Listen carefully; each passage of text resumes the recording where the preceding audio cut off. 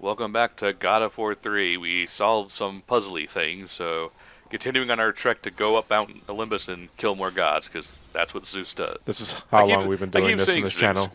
I mean, This he is how long we've been doing this does. channel. We just refer to them as puzzly things now.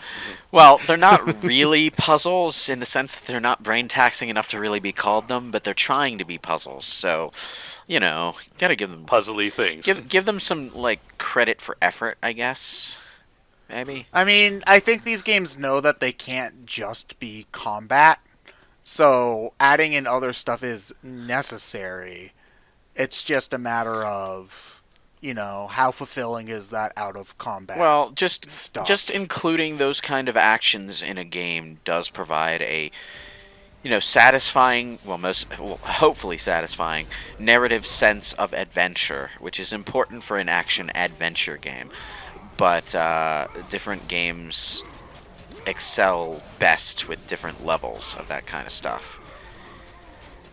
I mean, yeah, it's kind of awkward that none of the item puzzles in Devil May Cry 1 ever really felt like they mattered at all, but they did at least provide a sense that Dante was exploring and, finding his way around this kind of confusing castle environment, even if the castle environment never confuses the player.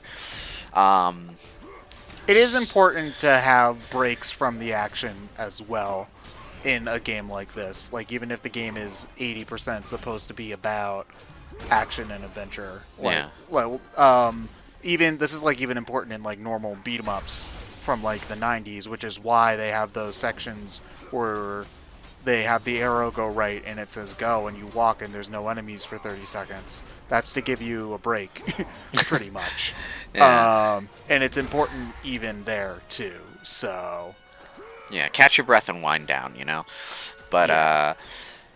the point that I'm talking about though is that in the context of what you're doing in game, you're not just some dude running around killing video game enemies. You are a warrior exploring this ruin, encountering monsters along the way.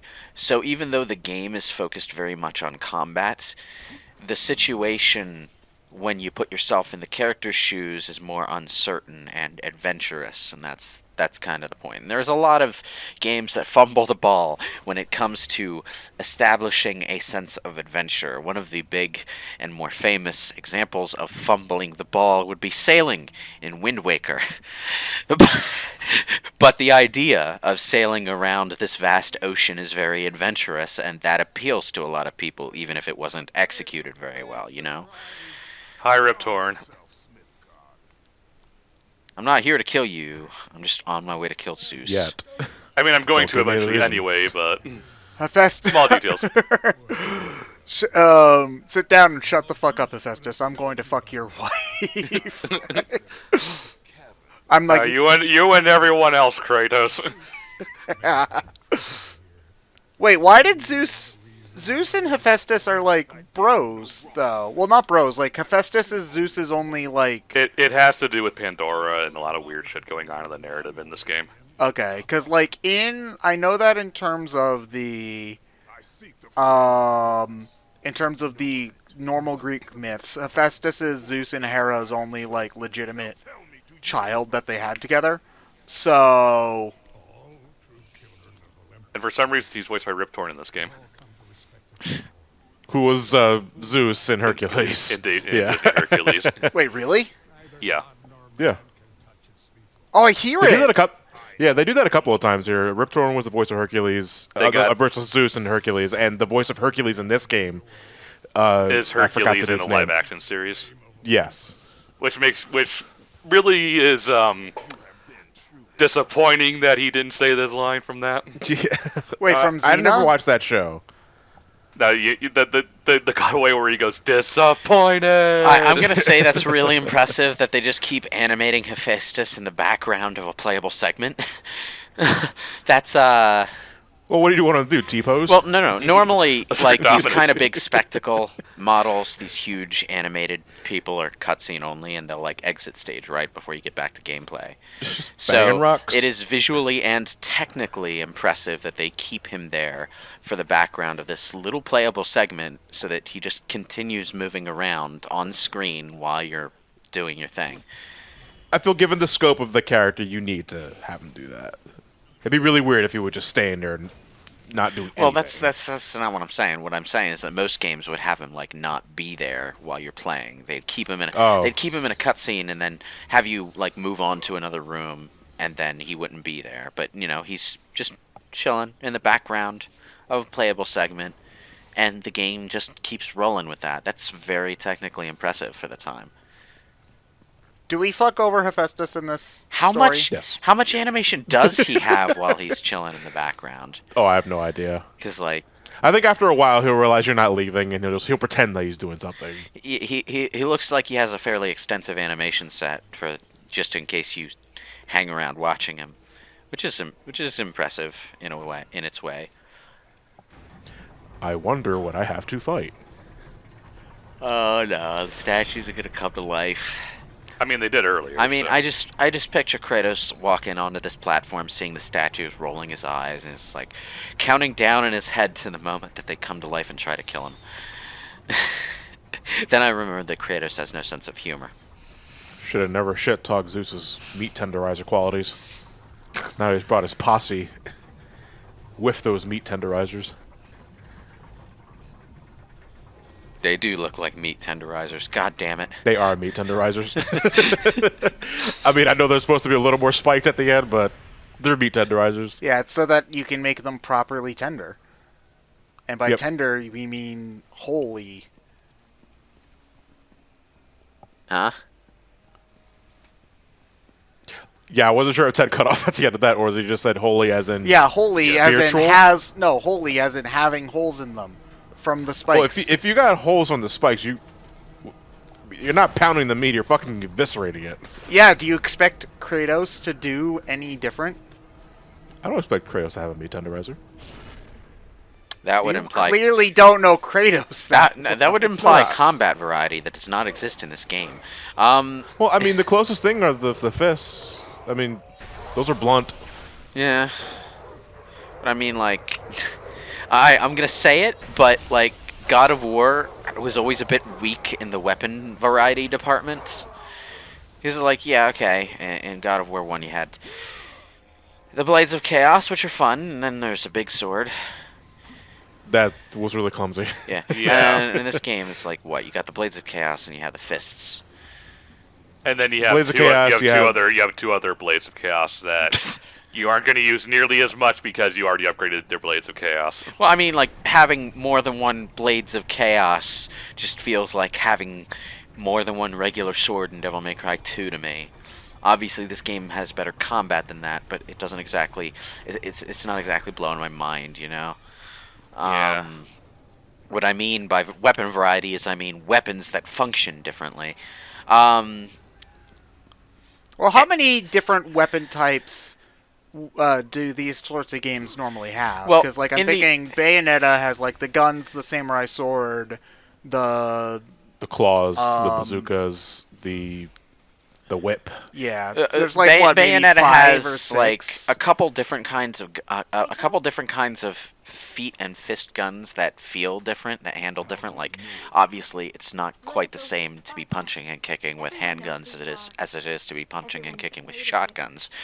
But it also had a couple different melee weapon types, and like. It feels like God of War was stuck in Devil May Cry 1 mode, where when Devil May Cry 1 first happened and this kind of combat system was novel, having just two styles of melee weapon was fine. But, you know, this is God of War 3. Devil May Cry 3 is far behind us. You know, the standard for this kind of game now is more than 2 or 3 kinds of weapons. Hey, you've got a big-ass sword again. Yay! But now it's your kind of super mode Devil Trigger thing. Oh. Yeah, it was originally just a separate weapon, I think, in God of War 2, and now Yeah. it's strictly just for Spartan mode or some other shit. That's a little bit lame. I mean, considering that. Well, in God of War 2, once you maxed out the thing, found like New Game Plus and stuff, it wrecked everything so much there was Yeah. no real gameplay left. Yeah, that's more of a combat system failing than anything. But, So does the super mode have a different like move set than the normal blades? I mean, light, you still square, still light, triangle, it's still like- heavy, that it's sort like, of thing. okay, but- if there's one thing that I can give the God of War reboot, it's that the weapons that you have to work with do feel like a bit of a step up overall. Oh yeah, for sure. So, like, yeah, the combat is maybe not as chaotic and frantic as I would hope for a God of War game to feel like, but the weapon variety is definitely a step up, and I can appreciate that. I kind of wish Was we. this the... Go ahead. No, you go. I was on a just gonna different- say I kind of wish that we'd gotten that step up within a similar feeling game. Is all. Well, what I was going to ask is, was this the last God of War game before God of War 20, whatever reboot. it was? No. No? Okay. No. There was another there was PSP. Ascension. Yeah. There was Ghost of Sparta, that was the PSP game. There was also Ascension, which was a prequel game. Ascension So- being what system? PS3. All right. Was that And no any one played it good? because I heard it was alright. Yeah, I hear it was alright. I don't hear many people talking about Ascension nowadays. Oh, I but, think everyone from was what I just kind understand, of- it was okay. I think everyone was burnt out by the time that came out. Oh yeah, burnt out on God of War, and more importantly, burnt out on the 7 million God of War clones that were coming out around that time. Yes. Because by God of War 3, I mean, you mentioned Bayonetta, but there was also, there was that Dante's Inferno game. There was Lords of There Shadow. was Lords of Shadow. There was, God damn it, I'm thinking, I should just look behind Heavenly my backlog. Blade, I think is what it was called. That was Heavenly 2000s. Sword, that's- Heavenly Sword. Heavenly yeah. Sword, I think, came out before God of War 3, though. I'm not sure. Yes, it was a launch It title was. for the It was a PS3. launch title for PS3. Yeah. So yeah, it was a bit of oversaturation going on with this particular type of game, which might Which is prone to happen Yeah. when a genre really takes off. that might Yep. honestly have contributed to their design mentality when the reboot happened. So, I can't. Which is strange because I think by the time God of War came out in 2018, I thought that we were already oversaturated with those kind of games too. Yes, we were. Thank you for Well, here's the noticing. thing.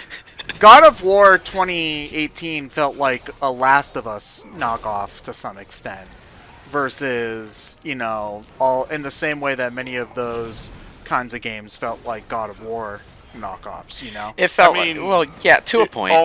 Only in the extent that is much more narrative focused. In the extent that it's narrative focused and there's a kid following you around the entire time, but that's a surface level impression. So once you get into it, it functions a lot differently. So a hell of a lot more differently than the God of War clones compared to God of War. So in that sense, it's a bit of an odd conceptual decision, but I also understand it.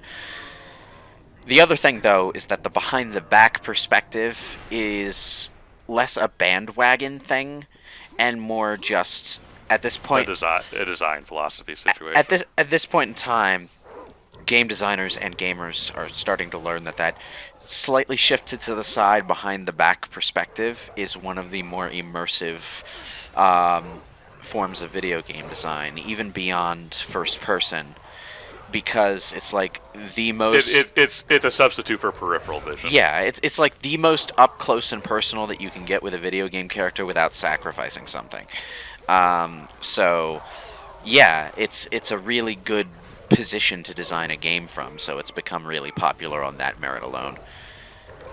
It's just also very functional from a gameplay sense. Mm-hmm. Like, I remember a few weeks ago, Ted and I were on Twitter, and he was kind of saying, how old does something have to be to feel retro? And it's like, PS1 and 64 definitely feel retro, with that mostly because they're kind of archaic Yeah.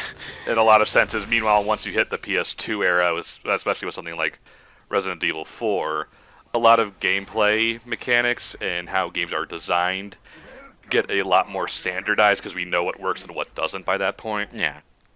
So something on the PS2 or GameCube, despite also being, like 20 years old at heading this point, It's a lot. don't feel nearly as old as something on the PS1 or S64, which may be 22 years Yeah, old. it's a lot easier for a modern gamer to go back to those particular console generations than it is to go back to the older stuff. But yeah, so, but my main point though is that while people mimicking the God of War formula was really bandwagony in a basic sense, the decisions made in the God of War reboot make just more general sense, even if I don't necessarily agree with them, like, in the context of this series. I think that's an important distinction to make when criticizing the game. Am I making any sense when I say that? Probably.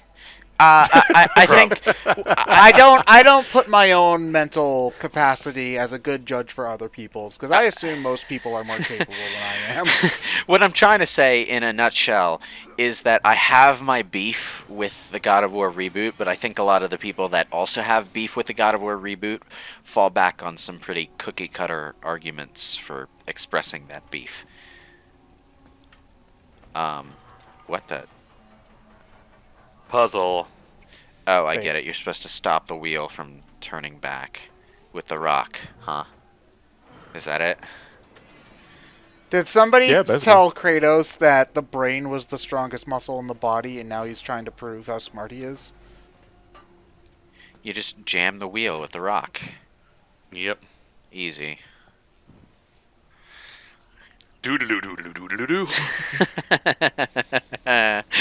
He keeps humming that every time he does something. It makes me feel smart. Now, since Final Fantasy VII Remake came out, I'm just picturing Kratos doing the Final Fantasy victory theme like Barrett. Except it's actually kind of charming in the one time he does it.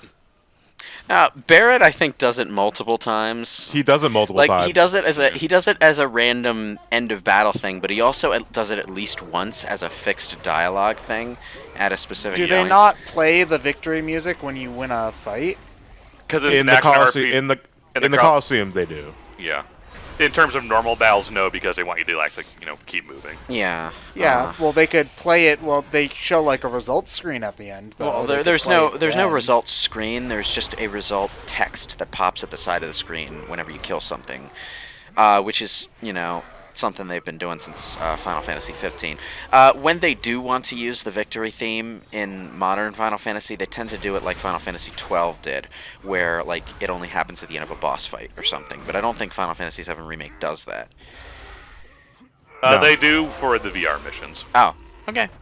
Yeah, that's what I mean by like Colosseum and Yeah. stuff like that. They keep it more traditional. I mean, it makes sense for that particular style of game, not this style, to not have Yeah, victory those screens. But So sudden cutoff. end of part. End of End of part. End of See you. tangent. There you go. See you next time in God of War 3.